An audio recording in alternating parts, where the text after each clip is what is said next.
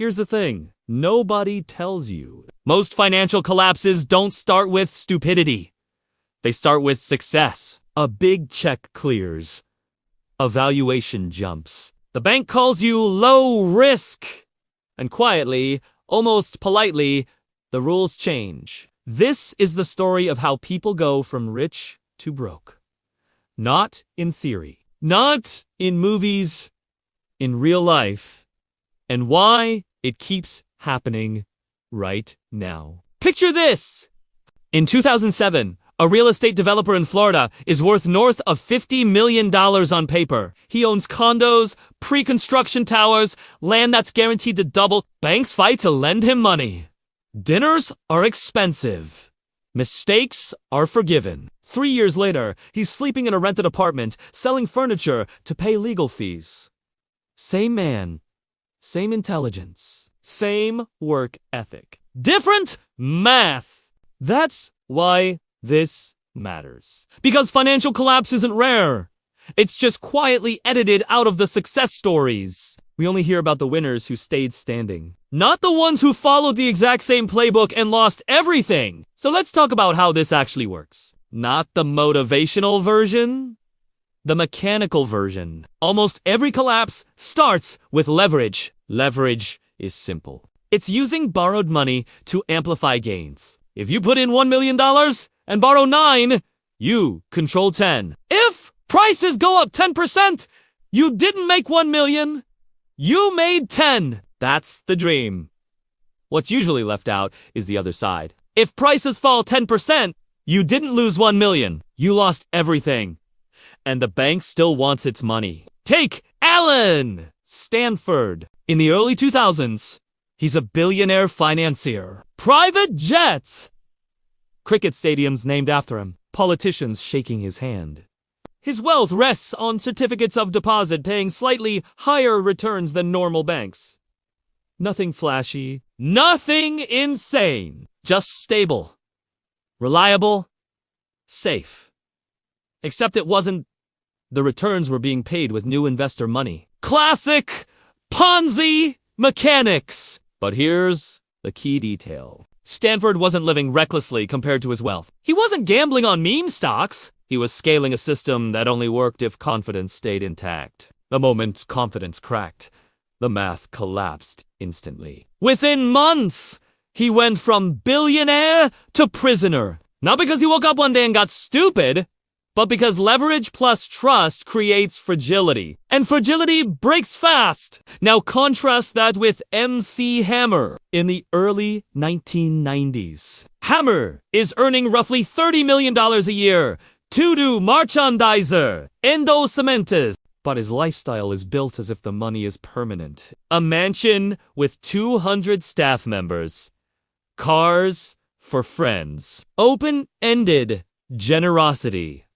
Here's the uncomfortable part. Hammer didn't overspend compared to his income. He overspent compared to his future income. That's the trap. Money feels linear. Life isn't. When income drops suddenly and expenses don't, collapse becomes inevitable. Which brings us to the real mechanism behind most financial downfalls. Fixed costs. People don't go broke because they lose money once. They go broke because their obligations are locked in. Mortgages, leases, staff, debt service. When income shrinks, those costs don't negotiate. They just wait. Look at Johnny Depp. At his peak, he's making 20 to 30 million per film. On paper, he earns over $650 million across his career. Yet by 2017, he's being sued by his own management company for unpaid fees. Why? Because his spending wasn't tied to reality. It was tied to past success. Private islands, art purchases, a monthly burn rate estimated at $2 million. No investment portfolio can outpace that forever. Even extraordinary income has limits when expenses are infinite. And this is where the public story diverges from reality. We're told rich people fail because they're reckless or irresponsible. That's comforting. It implies collapse is avoidable through discipline alone. But the truth is harsher. Many collapses happen because systems reward risk on the way up and punish it brutally on the way down. During booms, leverage is praised. Debt is cheap. Growth is expected. Banks don't ask, what happens if this stops working? They ask, how fast can you scale? Until they don't. In 2008, entire hedge funds collapsed not because their models were wrong long-term, but because they couldn't survive short-term margin calls. Assets dropped. Collateral requirements rose. Liquidity vanished. Perfectly solvent firms died because they ran out of time. That's the part most people never see. Collapse isn't always about losing. It's about not being allowed to wait. And once the fall starts, it accelerates. Credit dries up. Reputation flips. Friends disappear. Opportunities that were handed to you last year now require proof you no longer have. It's financial gravity. Now, zoom out. What does this mean long term? It means wealth is less stable than it looks. Especially modern wealth. Today's riches are often built on volatile assets, equity, valuations, crypto, startups priced on future assumptions. When confidence shifts, numbers evaporate. And because lifestyles scale faster than resilience, the fall feels shocking. This is why so many overnight failures spent a decade winning before they lost. And why the most dangerous moment financially isn't poverty. It's peak success, because that's when risk feels invisible.